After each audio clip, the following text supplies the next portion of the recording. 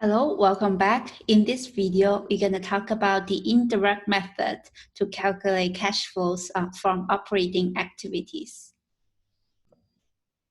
Now, when we talk about indirect method or direct method, we are really talking about how to calculate cash flows from operating activities. So for the later two activities, investing and financing, they are the same. So if you do a direct method, just copy paste it to the indirect method. Investing and financing activities, they look exactly the same, identical. So the methods only applies to operating cash flows. Direct method, as you can tell, is very direct, so it's very easy to follow, to understand.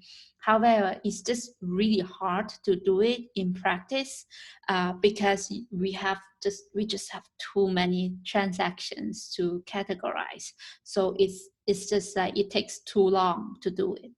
Indirect method, as you can tell from the name, is less intuitive. You actually won't see any cash in the line items of the indirect methods. It starts from income statement, and then you do adjustment number 1, adjustment number 2, adjustment number 3. There you go, cash flows. Because in 98% of the current companies use indirect methods. So I'm gonna skip the actual exercise on how to do a direct method operating cash flows. Instead, I'll just give you an intuition, and then I'll focus on indirect methods. So the direct method to calculate operating cash flows begins from the balance sheet cash accounts. What we are going to do is to categorize each transactions, each numbers in these T accounts into operating, investing, or financing activities. And in each line, we mark an O for operating, an I for investing, and then an F for financing, sort of like to categorize them. And then after all this categorization, we take all the operating, the O's, and then put it here into, if it is a positive number, or on the left-hand side, the debit side, it's a cash inflow from operating. And right-hand side, credit side, that's a cash out. And then we calculate the net, that is cash from operating. And then we do the same thing for investing and financing using the categorization, the definitions we talked about in the previous video. Now, if you have that, isn't it really easy and straightforward to see? But it's just we have millions of transactions, and it takes a lot of labor to prepare for this statement of cash flows. So that's too hard. Indirect method is using net income and adjust the net income to get to operation cash flows. Remember in the previous video, we talked about the cash from operating activities is actually matched 1 by 1 to income statements. Now I'm going to put it as, left-hand side and right-hand side to have a more direct comparison. So basically, the way we prepare these cash flows is to have the operating activity section to match the income statement, so that investors have a clear comparison, just like what we are doing right now, to see, what's the difference in the cash part, right? If you have more cash, that means, you owe people something. Maybe you have more kind of obligation you have to fulfill. Or if you have less cash, that means, right, you have difficulty collecting money from your customers, for example. So they don't want to do this comparison. That's exactly what we are going to do in the indirect method, following the same spirit. So first, we have revenue. And revenue is linked to the collection of money, cash from customers. But they too must have difference. What does this difference come from? Well, it either comes from, first, we provide the service but haven't collected cash from the customers. In this case, right? We still recognize the revenue, and then we record an account called accounts receivable, right? And accounts receivable stores the amount that we should collect but haven't. So it stores the amount of the difference between revenue and the customer's cash collections. In another situation, if we receive money in advance, but we haven't performed revenues, for example, we are the landlord and we collected rents for 2 years from our tenants, then we have to record an account called deferred revenue. Remember? This is a current liability account, and it also stores the difference from the cash we collect from customers and the revenue account in income statements. Now we move on to COGS. COGS relates to the inventory and also relates to the payment to suppliers, because it's about the inventory suppliers. The difference between COGS and payments to suppliers will store in, for example, we purchased more inventory than the amount we sold this year. So our inventory accounts stores the difference.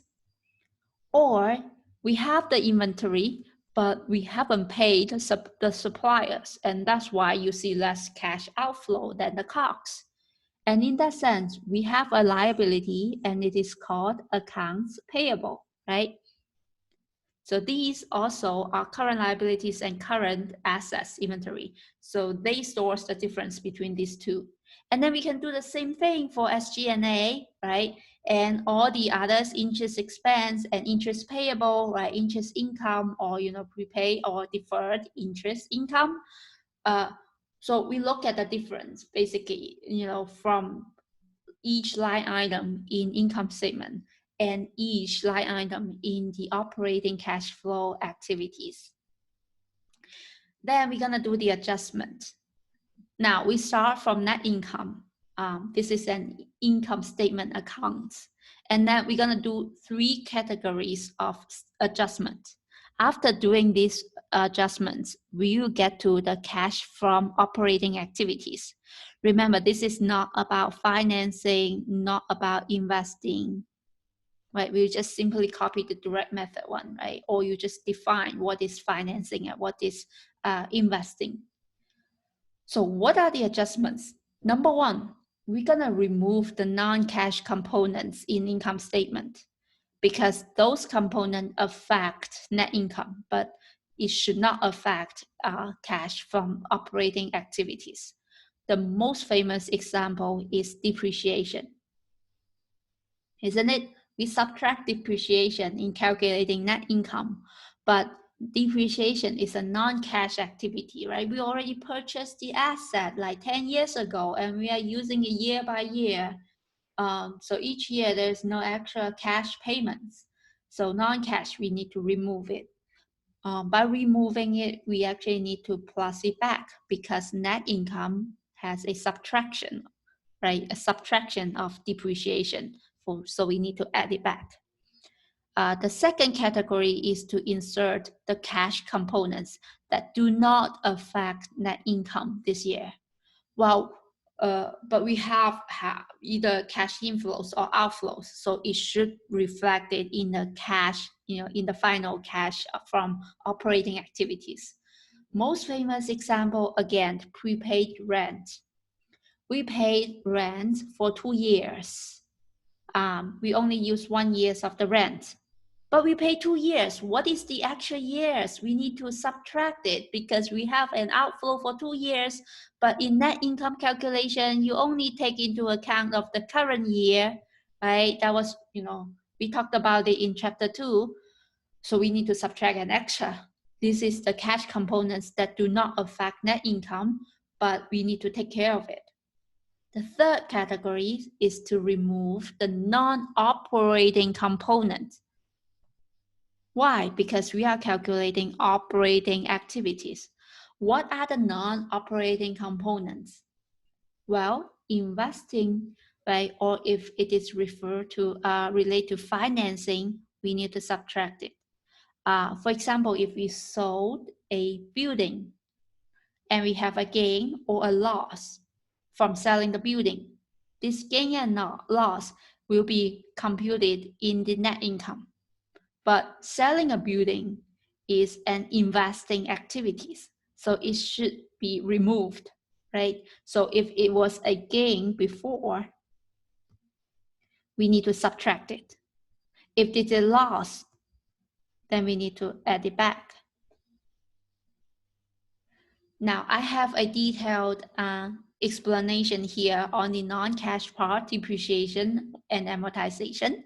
It should be added back. I also talk about why gains and losses on sales of assets should be removed, right? If it is a gain, we need to subtract. If it is a loss, we need to add it back.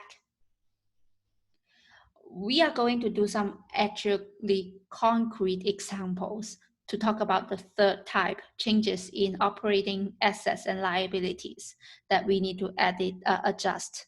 Now, number one, sales is $100, but collect $80 of cash. So in that sense, in the income statement, we have $100 of the cash income, right, in the revenue, but in cash flow statement operating part, we should only have $80. So if we start from income statement, we need to subtract a $20, right? We need to subtract a 20 in order to have 100 to change it to 80. So wait, in this concrete case, where can I find this difference 20 in the balance sheet accounts? Well, if we sell something, but we haven't collected cash, we're gonna use the accounts receivable, right? So the accounts receivable will store the difference. Number two, we have a COGS of $20, but the purchase is actually $50.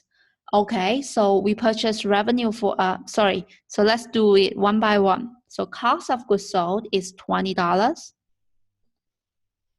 So in the income statement, you will see a negative $20, but we paid $50 cash to buy the inventories. So we need to actually reflect a negative 50. Now the difference is a negative 30, right? So in this sense, 20 needs to minus 30 in order to reach a negative 50. Okay, where in this case, where does the $30 store? It is in my inventory accounts. If you look at the inventory accounts, actually at first you will have a positive 50, right? Because you purchased $50, but then you sell 20 out. So the net is 30. So actually, if it is a more concrete example, we should say the change of inventory accounts would be $30. Same for here, the change of accounts receivable would be the 20. Now, number three, we pay a 2-year rent, which is $10,000. But the rent expense for this year is only a half, right? $5,000. So in income statement, you will see a $5,000 rent expense. But for the cash, we should have an outflow of $10,000.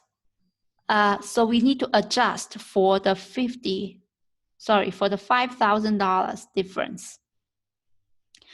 Okay, so if we look at my prepaid rent, this is a current asset account, right? At first, I have a positive 10,000 because we paid 2 years upfront, and now we have used 1 year, and we move it to the income statement, right? Rent expense. So the difference of this year prepaid rent is gonna be a $5,000, and it did reflect a $5,000. Now the last one, salary expense is $8,000, but haven't paid. So in income statement, we will have a negative $8,000. But in the cash flow statements, we shouldn't record anything because we haven't paid a penny. So it should be 0. And then, if we start from net income, then we should add the $8,000 back, right? Because income statement has subtracted 8,000. Now it's 0. We should get from negative 8,000 to 0, and we need to adjust for the $8,000. Where can I find this $8,000? If it is not cash, then it must be in salaries payable. In salaries payable accounts. And this account has a positive $8,000 change. Now, if we look at these accounts, the first 3 is asset accounts, and in fact, it's current asset accounts. And it just happened that all the changes are positive. And in the actual adjustment, we need to subtract it. So we need to subtract the change of current assets. Now, the fourth one is a liability account, and actually it's a current liability accounts. And the change, we need to add back. So, it just so happened that, in order to adjust from income statement to cash flows, what we are going to do is somehow we're gonna always subtract the change of current assets, and we need to add back the change of current liabilities. Now let's see whether they are, exactly like this. Turn out this is exactly the rule, and in fact I'm gonna post a cookbook to you guys. So indirect method, if we start with net income, we're gonna, number 1, add the non-operating losses or subtract the non-operating gains. This is because it's investing, so it's not operating. We need to adjust it. And we need to also add the non-cash operating expenses. Most direct one is depreciation. And lastly, this is the changes in operating assets and operating liabilities. We're gonna add the decrease or subtract the increase. Well, previously I wrote something like minus the change of current assets. So if this part is an increase, right? Increase in the parentheses, we're gonna subtract it. If the change of current asset is a negative amount, negative plus negative is positive. So we need to add the decrease of the operating assets. It's just, the math. We are gonna do the opposite for operating liabilities. So we're gonna, plus the change of liabilities. If the change of liability is a positive number, positive means positive. So if it's a increase, we're gonna add it back, right? Positive and positive. If the change is a negative amount, positive, negative is a negative. So we're gonna subtract the decrease of operating liabilities. And that leads to finally the cash from operating activities. Now, where can I find this increase and decrease? We're gonna find the non-operating loss or gains from income statements. Right, we have a line item in it. And we're gonna find the depreciation, right, this non-cash part also from income statement items. And then for these 2 parts, we're gonna find it in the balance sheet. And it's mostly the current operating assets equals current assets, and generally operating liability is the current liabilities. So you look for current assets and current liabilities in the balance sheet. Now, this is an example of Coca-Cola, and we focus on the operating activities, right? And this is investing and financing, they're going to do the same. So we're going to focus on operating activities and see how in the real world, companies prepare their operating cash flows. They also start with net income, and depreciation, stock-based compensation is non-cash. You can find it from the from their income statement, and if you subtract it, right, you subtract depreciation, you add it back, you add this back. What is stock-based compensation expense? Well, instead of paying cash salaries to your employees, you are paying them the stock of Coca-Cola. And there's no cash involved because you are paying them stock and they work for you. So no cash. That's why we need to adjust it. And here we also have, they don't release, dividends. This is from the investing activities, right? Foreign currency adjustment is also not related to operating. In fact, these are not related to operating, so we need to subtract it. Now, we also have a net change in operating and assets and liabilities. That's what we talked about, the rent, the accounts payable and accounts receivable. If you look at Zoom, Zoom is more transparent. They also start with net income. And then there is this adjustment to reconcile. What is the adjustment? The whole bracket. So in this adjustment, they have, number one, they also have this stock base, right? So it's a non-cash stock-based compensation, amortization and depreciation, also non-cash. Turn out they also have some non-cash operating lease cost. Well, since it's non-cash, so still gonna adjust for it. Provision for accounts receivable allowance. This is actually quite familiar to us. It has a different name called bad debt expense. Well, it is also a non-cash account, right? So we need to adjust for it, add it back. So all these non-cash will be added back. Well, they don't have the non-operating items. They don't sell any assets or investments because it's a pretty new company. But they do have a lot of changes in operating assets and liabilities. Change in assets receivable, accounts receivable, I bet they must have a positive change. So you need to subtract it. Liability, prepaid expense, right? Also subtracted. Deferred contract acquisition costs. This is something we put, right? Deferred. So we haven't really paid them yet. And obviously you have to subtract it. So we need to go back to the balance sheet of this one. All these are balance sheet to look at the changes of these accounts. Liabilities, and operating lease.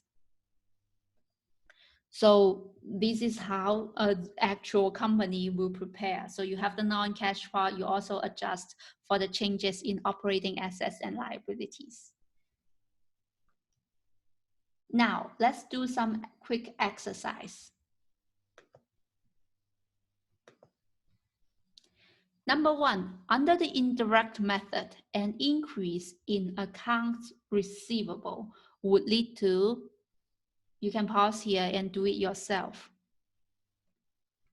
The answer is C, because we need to subtract the change of current assets.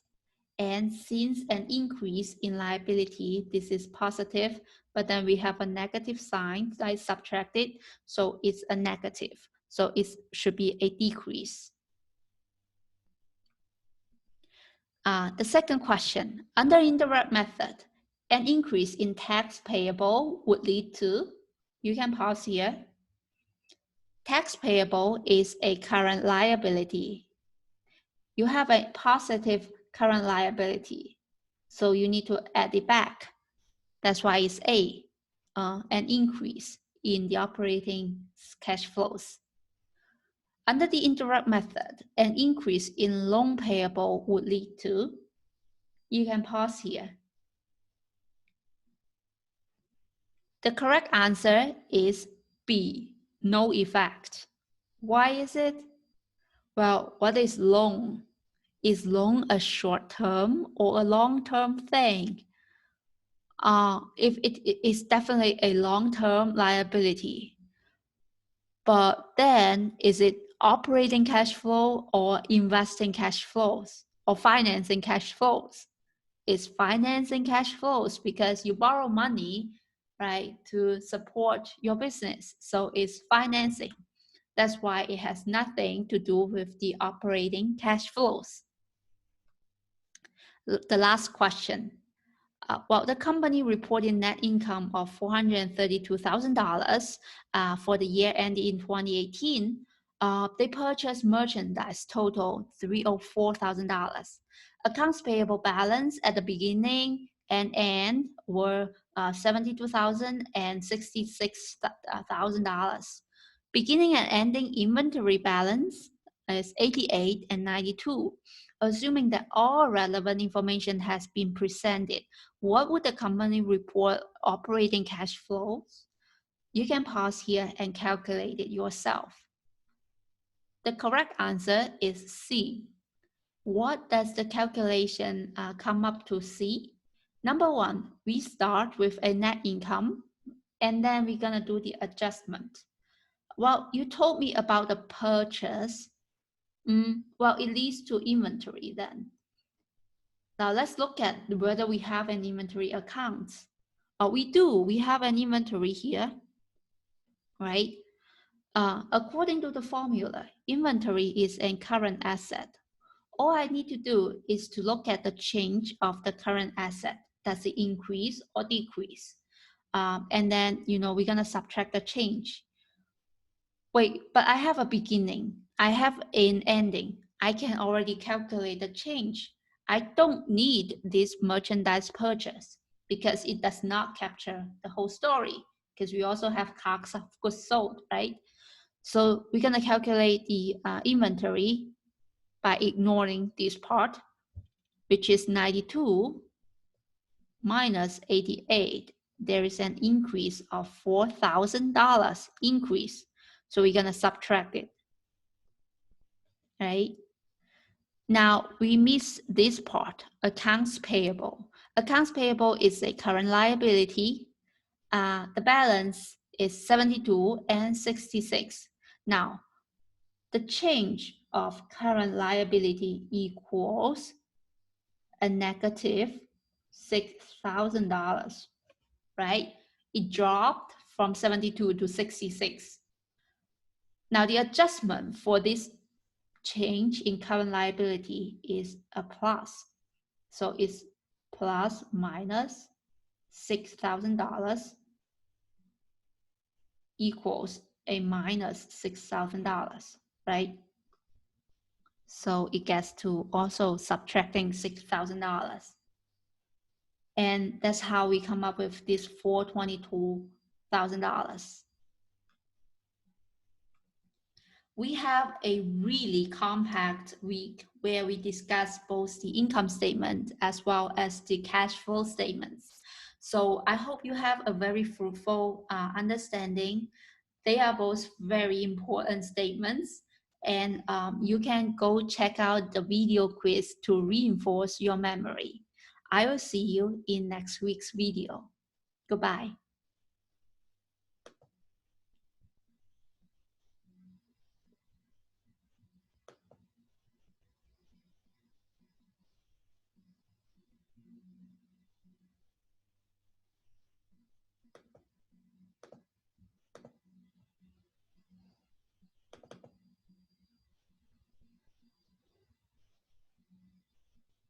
Hello, welcome back.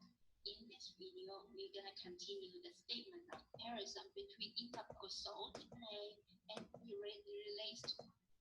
In the income statement, we have money, right? In order to get 30 equals 50. It is a negative, right, cash out. In the income statement, we have second one is to compare the supplier, talk about that, so that's amortization expense of net income. So net is to income statements, right? And now this is how the way, following the same logic with net income. This a stock-based income, so you need to add it back, the tax-free operating stock, operating liquidity. What is operating assets and liability? Line by line compares liability now. So if we are using indirect method to calculate cash from operations, right? The first part, really, we actually quite a lot of receivable allowance. In other words, this is an account that we are so familiar with. It's bad debt expense. Well, this is also non-cash, right? It's just an estimation, similar to depreciation. So we are adding it back. And then we have these changes in operating assets and liability. What is operating, right? Cash outflows.